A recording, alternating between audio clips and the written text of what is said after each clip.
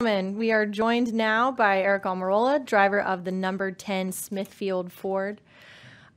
Just to get started, so next weekend in Martinsville is your 250th Monster Energy Series start. What kind of knowledge are you bringing from those nearly 250 starts into the race this weekend?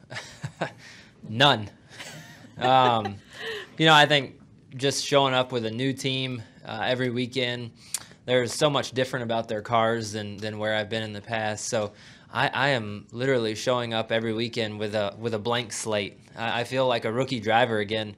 I'm studying driver data and watching old race footage and doing all the things that I've always done. But now I have, a new team and teammates to lean on, and it's just so different than anything I've had in the past. And so, the learning curve is still there, and I feel like I'm learning every week and getting better every week. And Fridays are the most difficult part of the week, and just because we show up with no history together, no notebook, and every driver wants something a little different.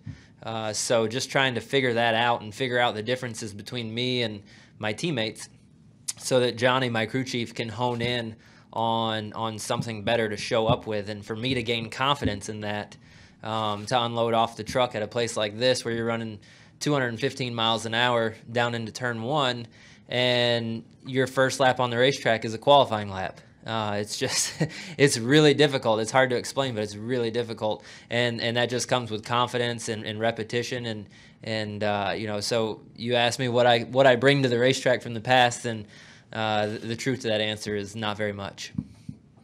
Now we're going to open it up for questions. First, we're going to start with Reed. Reed Spencer with NASCAR Wire Service. You mentioned Fridays are the most difficult, but I think statistically, so far this year, you've improved more than 14 positions on average between qualifying and the end of the race. Yeah. So how do you work on the Friday, and how do you get it better? Qualify 14 spots better, so that the end result is a win. I don't know.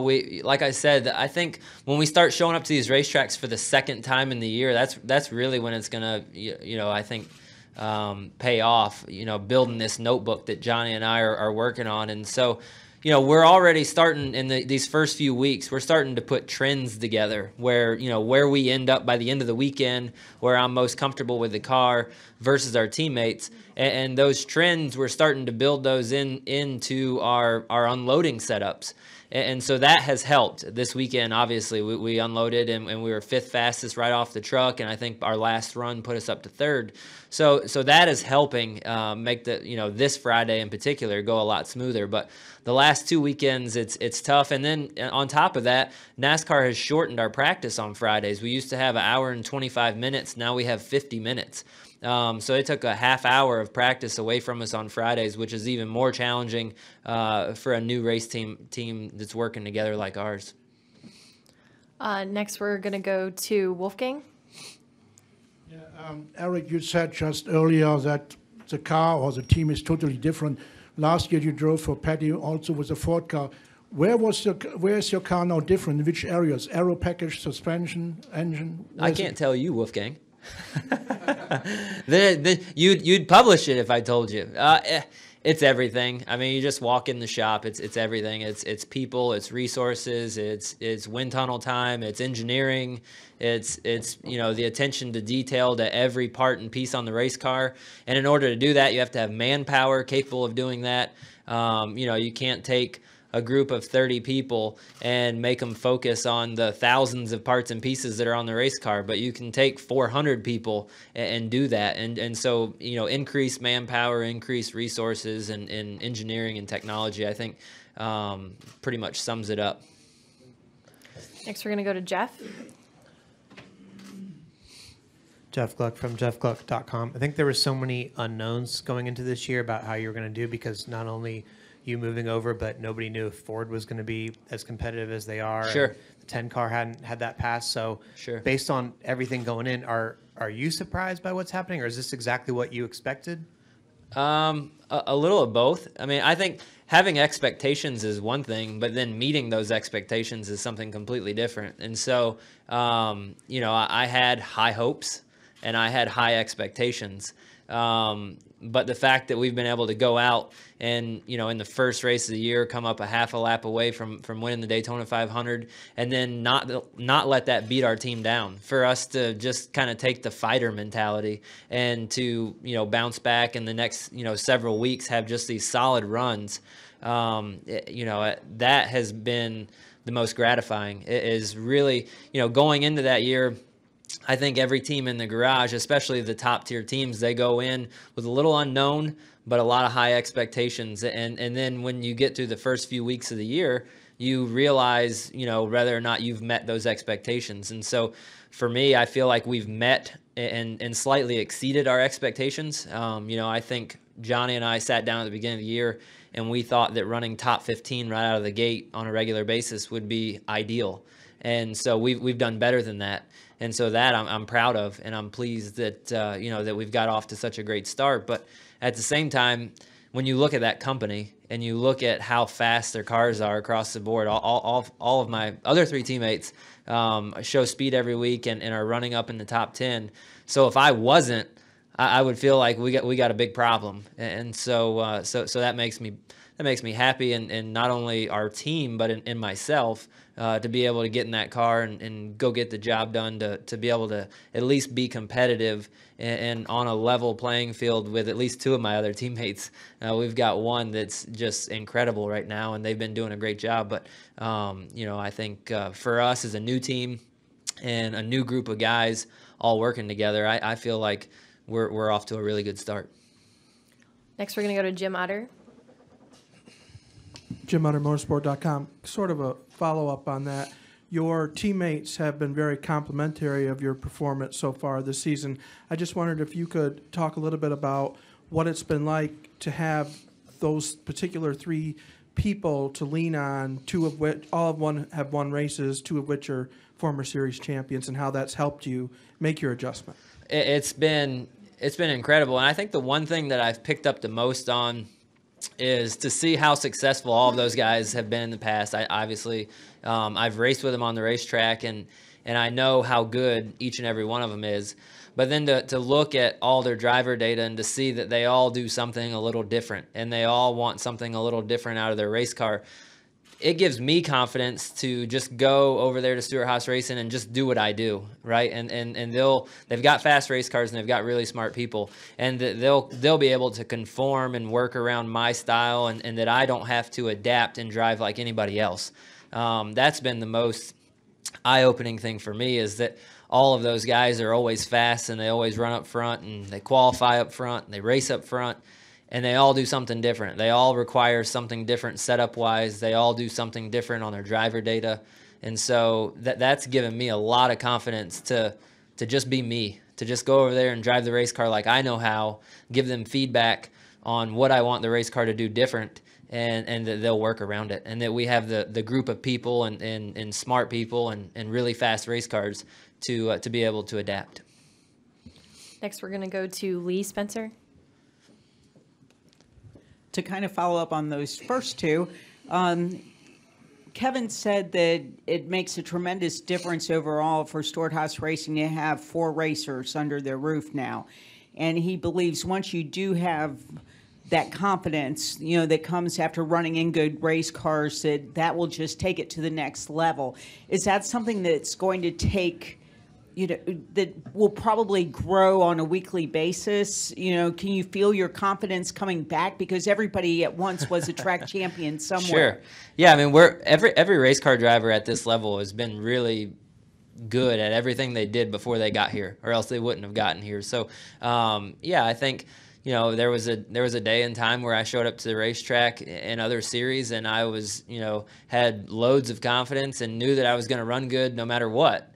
And I have been beat down for sure racing at this level over the last several years, just not producing the results.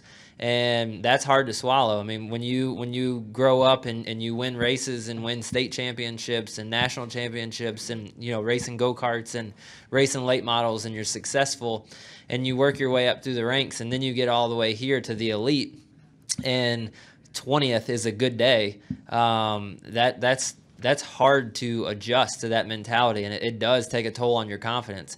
And so it is going to take a while to build my confidence back up and get to where I need to be to, like I said, unload at California Speedway and qualifying trim and run 215 miles an hour down into turn 1 and know that everything's going to be okay. My car's going to stick when I get there. That just takes time. And I think one thing that's helped the most is that I've showed up to a lot of these racetracks the beginning part of this year, which have historically not been good racetracks for me. You know, I've historically not run well at Vegas. I've historically not run well at Atlanta.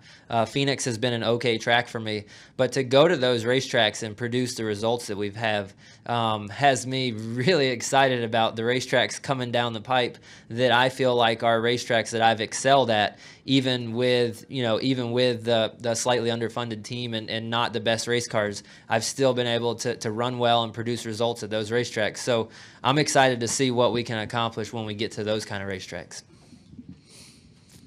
Any additional questions? I'll follow up on that real quick. Yep. He also says you're spending a lot of time at the race shop, and that's making other people show up, even Clint Boyer. That's true. Yeah, I think for me, it started right after we made the announcement that I was going to join Stewart-Haas Racing. I wanted to get over there.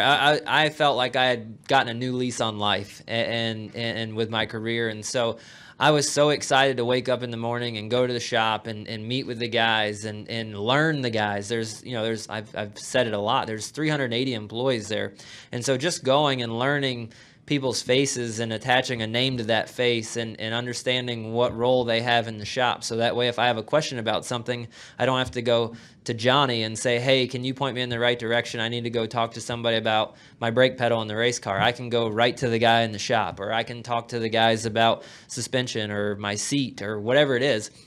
And so for that reason, I was going to the shop a lot over the off season, just because I completely redid the entire, way I sat in the car and everything from where I was for the last 6 years to now at Stewart-Haas Racing.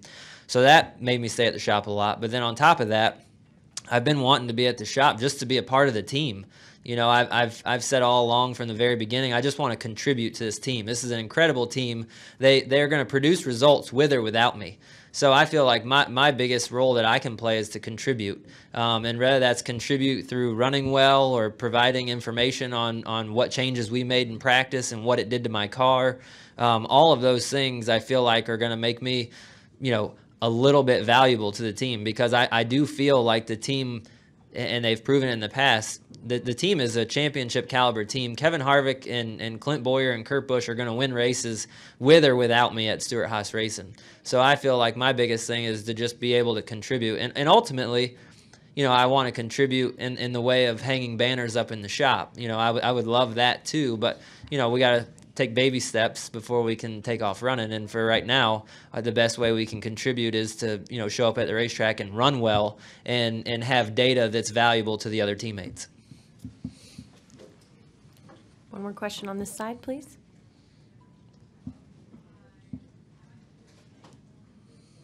Germán Sierra, La Prensa. Aric, how's your back feeling? This track seems to be very brutal towards the back straightaway. How's your back feeling after that first practice? Surprisingly well, and that's funny you say that. The very first test that I did on the 7-post shaker rig after I broke my back to make sure that my back felt okay enough to get back in the race car was we ran the track map file from Auto Club Speedway, because it's the roughest racetrack that we go to. So 7 weeks after I broke my back, actually 6 weeks. 6 weeks after I broke my back, I went to Ford's 7-post shaker rig and sat in my race car on that shaker rig with the car running a mock lap around this racetrack. And I remember, thinking to myself, holy cow, is it really that rough? And then we showed up back here, and yes, the answer is yes, it really is that rough. But my back feels great. Thank you for asking. I feel like I am better than 100%. I feel like I'm more physically fit, in better shape than I was pre-accident, just because after my accident, I had to be really diligent with my rehab and my physical therapy just to be able to hurry up the process to be able to get back in the car. And I just kind of kept that mentality and kept that workout regimen going. And so I feel like right now I'm probably in the best shape of my life. No further questions? All right. Thank you. He's got one. Oh, You can one ask. more. Justin Schuler, Speedway Media. With the rain that's recently come through, how's the grip level on the track right now? High. Really, really fast. It's crazy to, crazy how gripped up these cars are and how fast we're going at this racetrack. Usually you think about coming to Auto Club Speedway and you think about slipping and sliding around, and we'll get there as the weekend progresses and as we, switch over to race trim. But here in qualifying trim, it is insane how fast we're going. So, I think some of that is the fact that we showed up on a green racetrack, but regardless, the track was going to be green. We were the first cars on the track this morning. There was no other series that ran on the track before us. So, I don't think it, made much difference. All right. Thank you All very right. much. Thank you, guys.